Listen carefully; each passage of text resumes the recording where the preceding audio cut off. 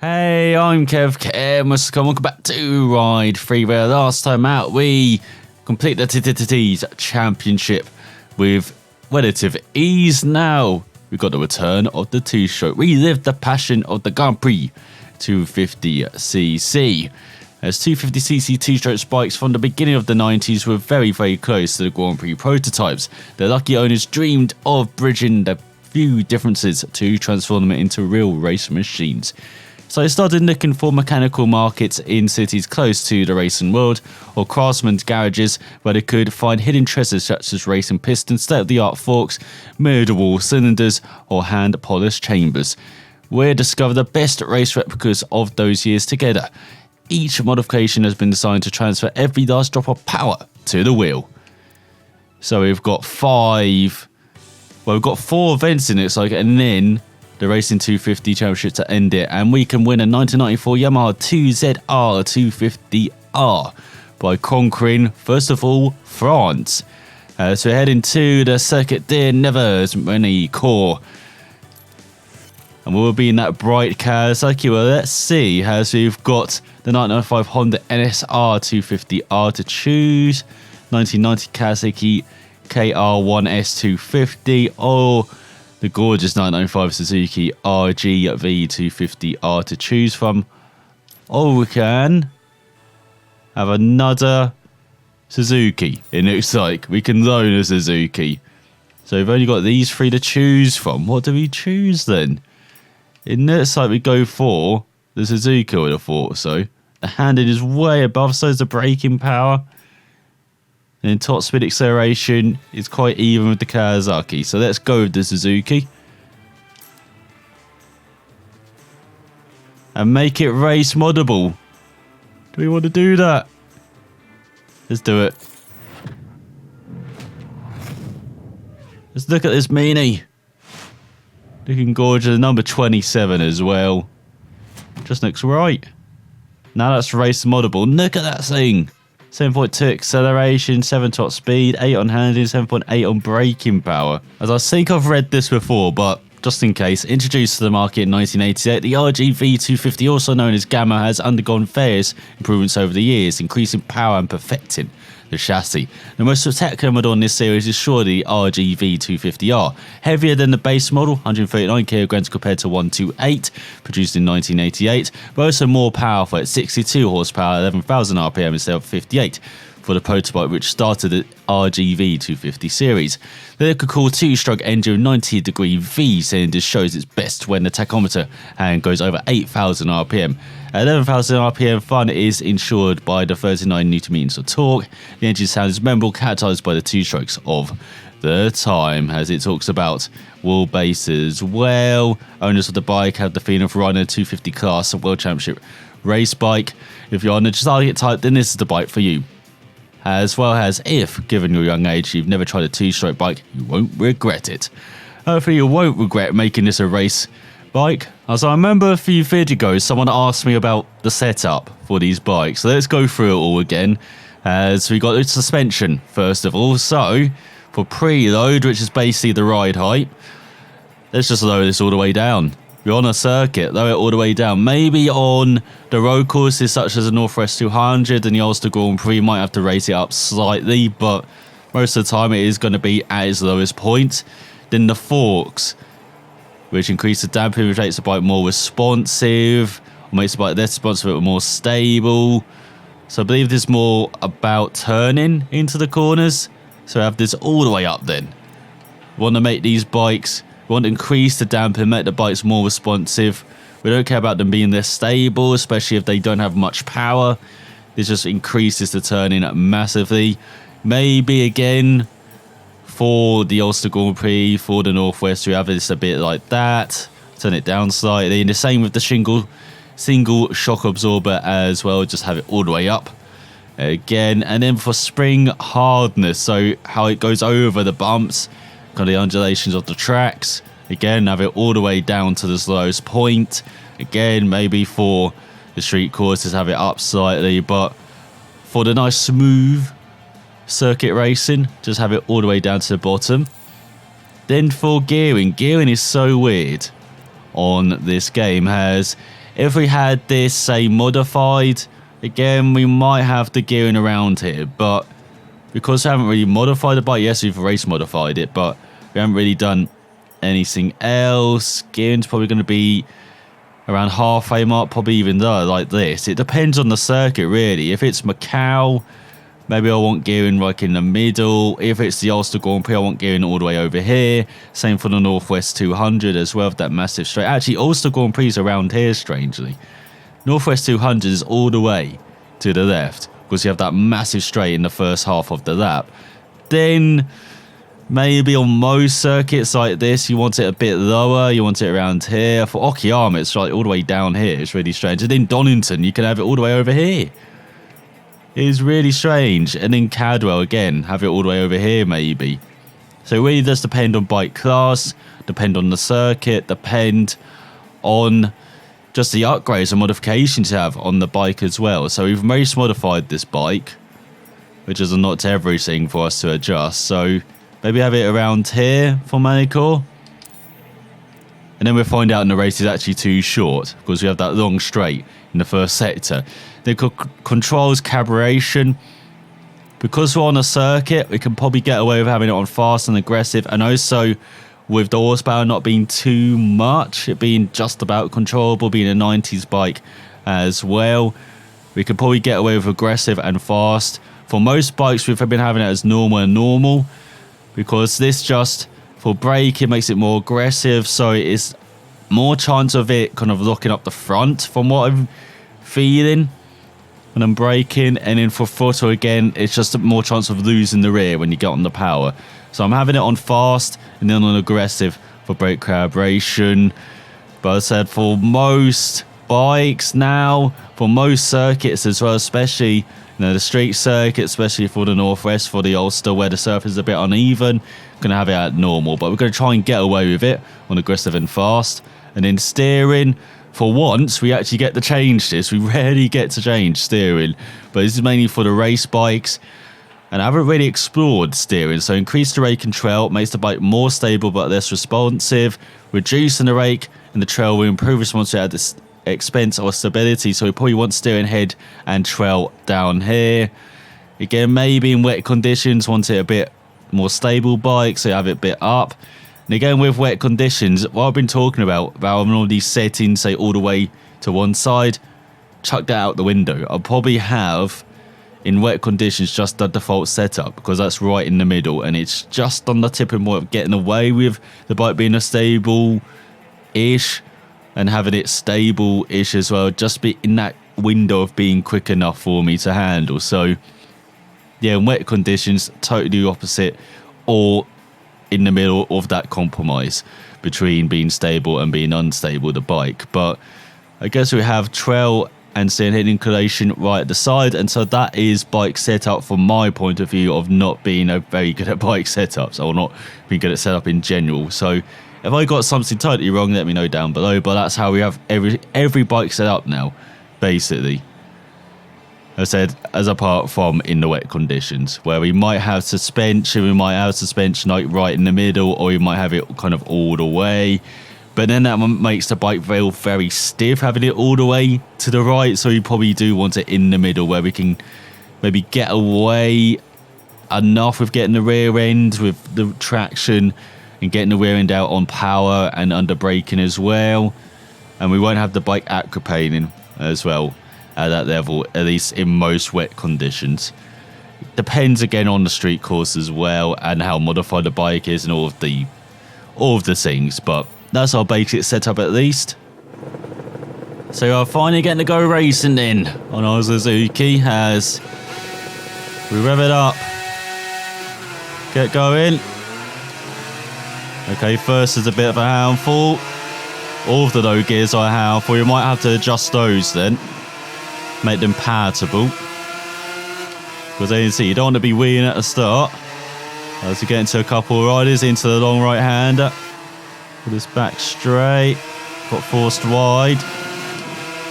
So still down in 10th. But hopefully we got the gearing right then, so now we can suck up to all of these riders, but it doesn't seem like we have. Still way back. They got the brake in. Just got the throttle a bit on the exit as well. So we push some riders out right and get into the top 5 as the leader's got them way away. Look at the leader. Oh, he's slotted into second. Nicely done. So we've got a second to make up. We don't want to get this bike down to first. We know that. As we've still got 100%. I might have to up it. Because we're already gaining quite a bit on this opening lap. But again, it's going to be circuit dependent, isn't it? There's already half that gap. It's all very slow. Into the right. It's the leaders who try and get the slipstream down this back straight. Towards this last section. Always good for side by side into the final corner, into this final chicane. You can get it right. As you go around the outside into the lead. As you go into the second lap, perfect beginning. And 4 through the first corner. I know many course has its detractors. But I do quite like this circuit. It is good fun. It's got some flow to it, even though you've got some very tight corners. Especially that left-hander, which kind of turns back on itself.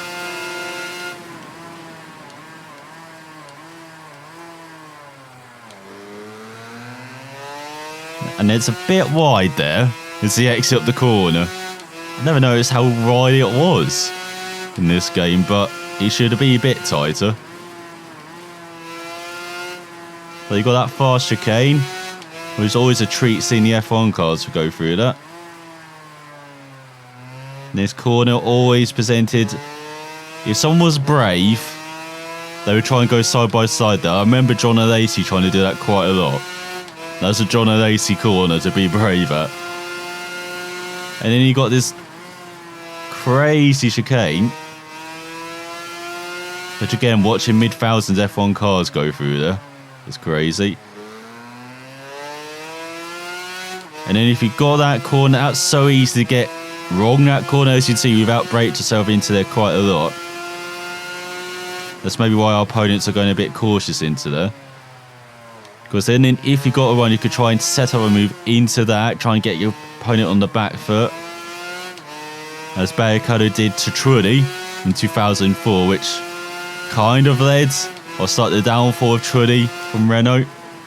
And then to a move into a Toyota in F1. And that's the season where Trulli was doing better than Alonso. Despite Renault being very Alonso, because it was Fabio's pride and joy.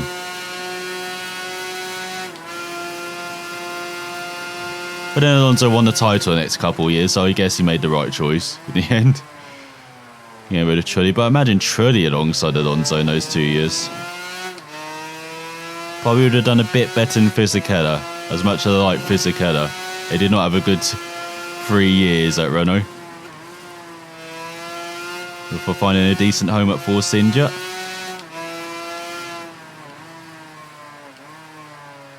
Let's go into this left hand, and it's just so tricky to choose when to get on the power on the exit. So easy got on the power too early.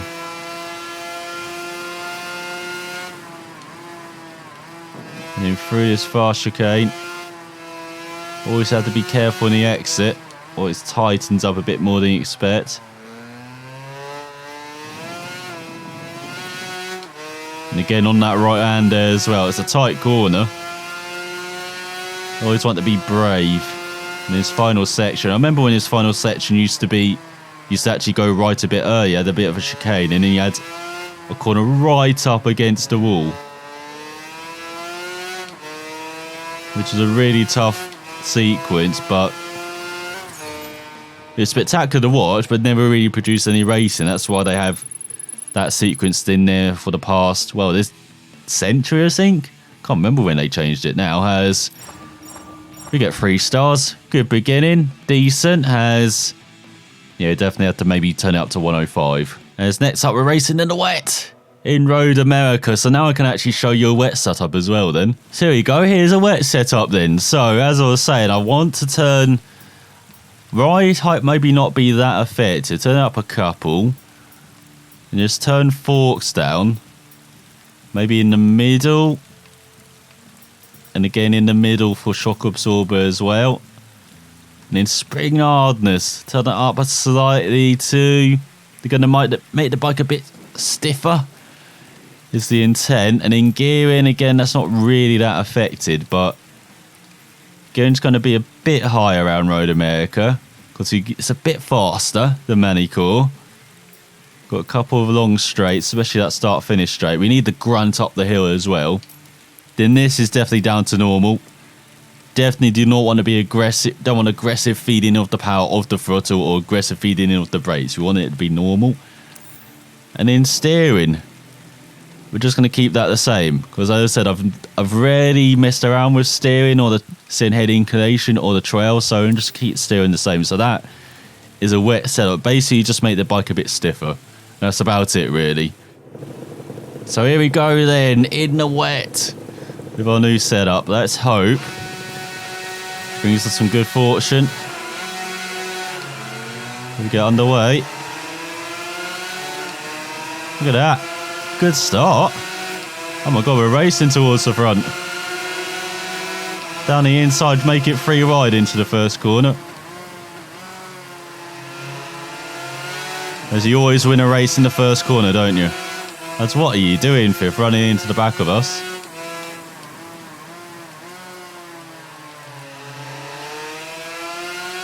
It's through the right, nicely on the power. Oh, this is going brilliantly. What a start. We like you wet conditions because the front end didn't go absolutely mental. Now if we can nail our braking zone into the left-hander. Oh, we can. Use all the rumble strip on the exit. Be careful of the gradient change as well going uphill. Well, this up to second. Absolutely dream start. Didn't need to brake that much into the right hand king. That's much faster than we showed. Braking downhill into this left hander. Once again, use all that curbing on the exit. And so less than a second behind. There you go. Didn't know Maradona took up bike racing. As you basically just pick our point to get on the power. Through the carousel. No! Who put the chicane in? Can't take the kink, hold light now. Well, we've got a superb run. Let's head towards Canada corner. Maybe don't have the gearing quite right. We don't have the top end speed, it looks like.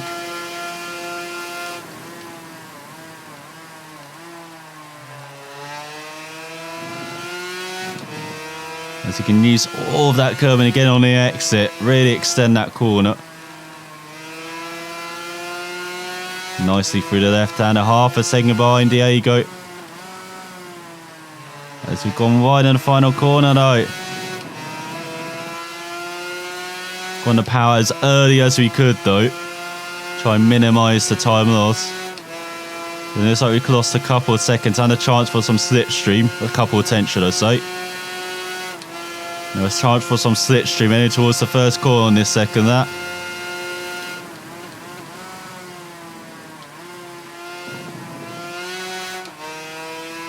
Use all the engine brake and use all of the track as well. Just remembered I forgot to change it up to 105. It's probably a good thing because we're struggling to keep up with Diego on 100. I mean, Manicore is just one of those circuits, a bit like most of the British circuits, which is a bit easier. As he've lost a second in around 3/4 of a lap.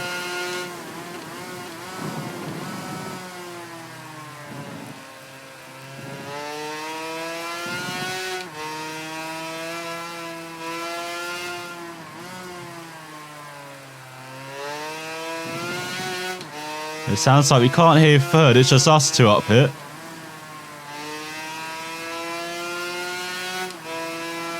We just can't keep up with Diego. Got a football genius and bike genius, and it's like. As you gain back a couple of tenths there, that's not enough though. We need to gain back half a second, at least. So gone to power too early there. Come on, we've got to nail this section. Oh, the bike didn't like us getting on the power, no.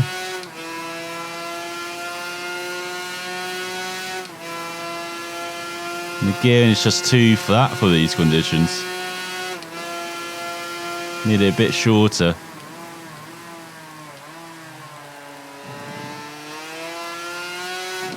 Now it's too timid through that section. Through Canada corner. And we've gained another couple of tenths.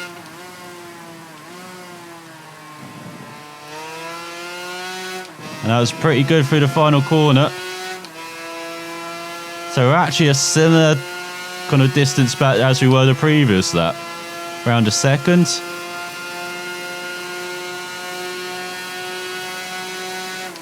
And actually gain time in the final corner.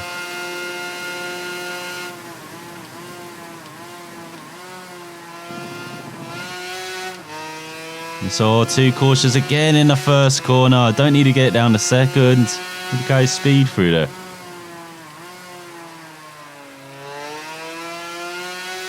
And again, brake too late into the second corner as well. We're just killing ourselves our apex speed.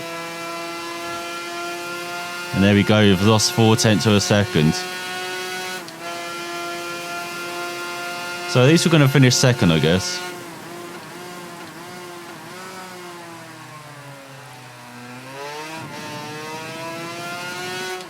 Might not be the result we ultimately want.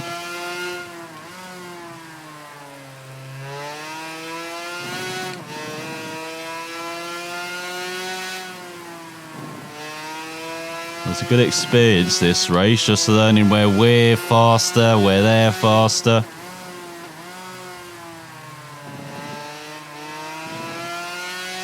Saying that, we're gaining loads on this final lap. We actually gained half a second in that set, so hello. To go through the kink. Or through the carousel, sorry, now we're going towards the kink. So we really are gaining.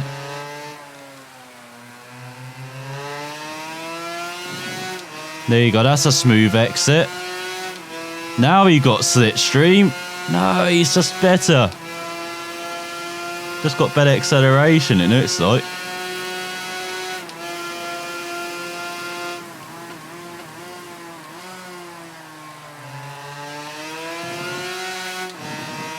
We're right in the tail, heading towards the final corners.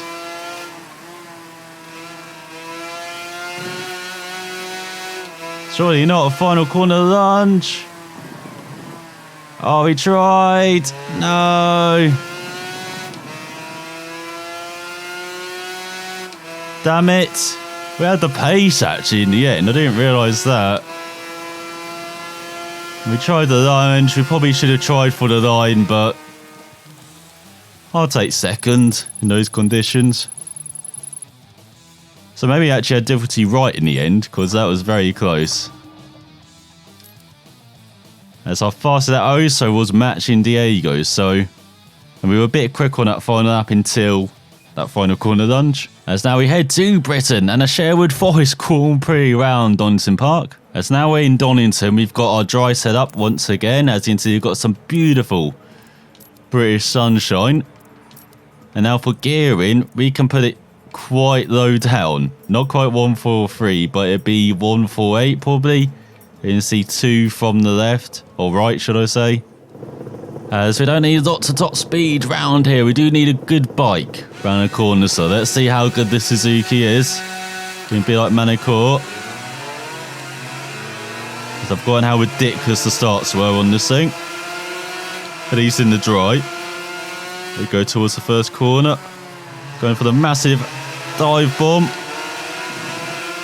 Up in the 7th, as you force our opponents wide. And then through Craners, what kind of a line are we taking there? We go towards the old hairpin. Massive dive. But we get up to 4th, even though it's quite messy. Now towards the right-hander.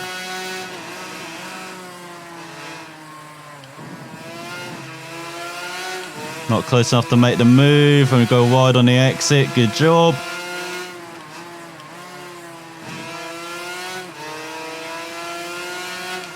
A good exit through the right-hander onto the back straight.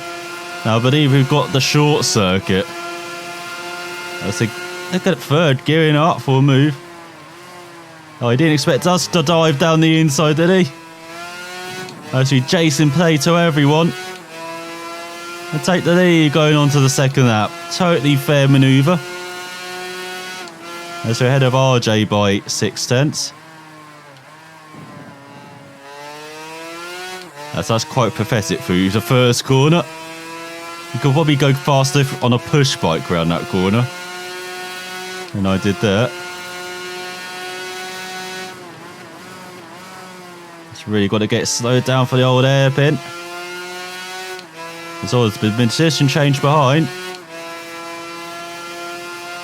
Oh, we're leading quite comfortably. Where's the A going all this? Seems to be pretty quick. Seems to be our match, but apart from Road America, I haven't seen that at the front. So putting out the lead. Oh, we love this bike round here. Seems like we've got the gearing right.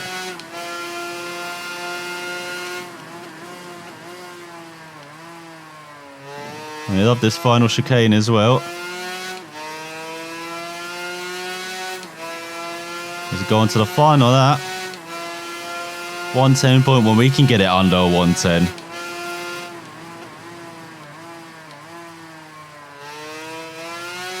Well, it feels like we gained half a second in the first corner alone. We actually took it with some speed there.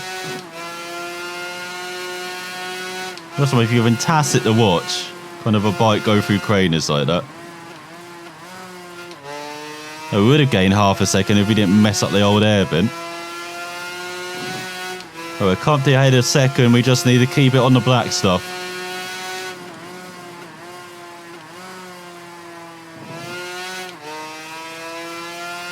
Just let the bike go through that right hander and again through this right. Don't want to be too aggressive on entry. Just carry the speed through the corner, carry the momentum down this back straight. It's got just one corner to go.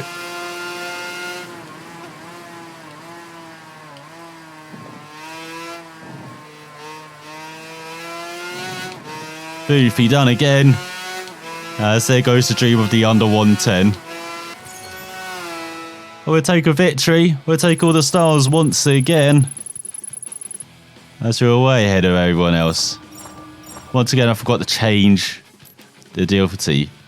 So it seems in the wet, or at least around Road America, is correct. But Manicourt and Donington has been a bit off. As we have unlocked another tier, have we? Level 5. Look at all those volumes we can take part in. Well, before that, we've got to go around Okayama for the Japan Grand Prix. Not on the Honda. And because we're in Okayama, even less than Donington, despite it being kind of the long layout. Gearing might be even shorter. Or should we keep it at 2 steps away or 3? Here's actually the long out. If it was the short circuit, we probably could get away with this. But because it is the longer layout, maybe keep it up to 3 away. As this is probably the final race, actually. Well, yeah, so because we've got the championship at the end, don't we?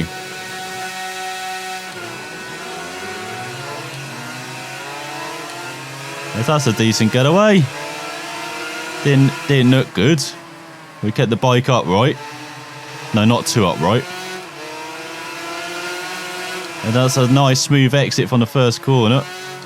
Send it to the outside. kind of boxed in, unfortunately. And then everyone slows down like a hell, and we can just take the lead. And then we can outbrake ourselves by a country mile. As the Kawasaki tries to get back by us. Now let's see if we got the gearing right. So we've got the acceleration right. So here's Diego back fighting with us. There's hello Honda. Who are you? Get out of here. I swear that corner is much wider. Same this one as well. It should be. And then this corner's just awkward with the curbing. As we're a second up.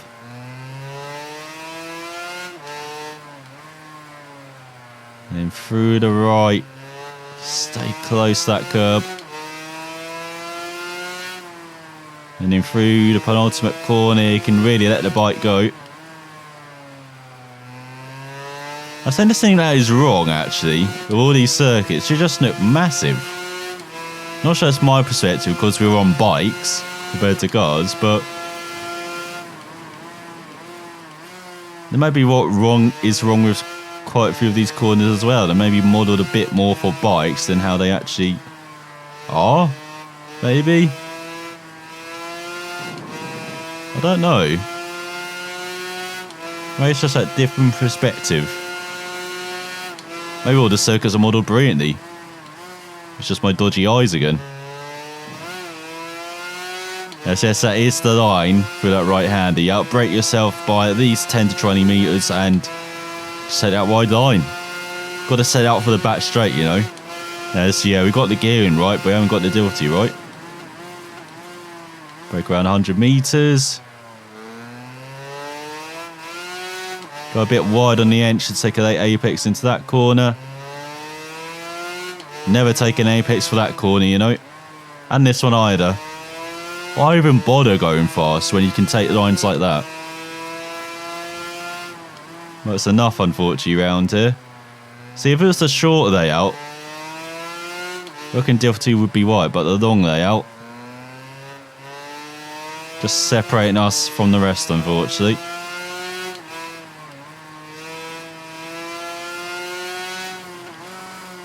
And through the final corner.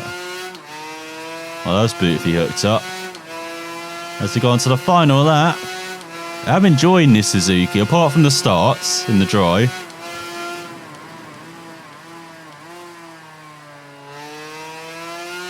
This race modified Suzuki is pretty good fun.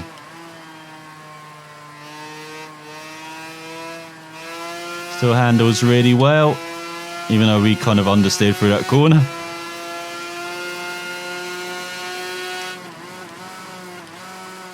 There we go. Just keep it in fifth. Oh, that was beautiful. That's how you take the corner. You're getting like half a second there. See, that's the actual line.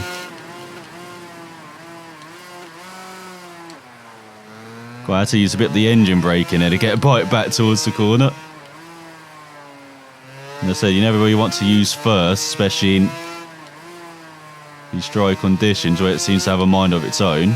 In the wet, it seems more powerful somehow. If you go down to first.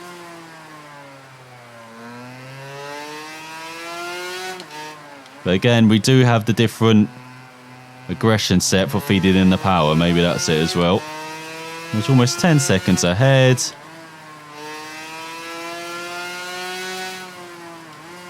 Let's go through the final corner. Accelerate towards the line. And another 3 stars. I think it's 3 stars. Oh, we didn't get under 133. What a failure that race was. Let's get up to rank 174 though. And it is 3 stars. And it's a comfortable victory. Almost 5 seconds quicker than anyone else. As next up, we end the volume with a 4-race championship that I've had at a racing for these 250s as we go to Portugal. First of all, in some glorious sunshine, then Laguna Seca in some glorious sunshine, then the Nürburgring in some glorious rainshine. And then Imola with some glorious sunshine. 3 lap races all around. Almost 3 miles all around apart from Laguna. Why are you short at 2? But next time we'll see if we can conquer all 4 of those circuits and conquer this 254. And I'll definitely be going back now to do Road America. But thanks for watching, and I will see you next time.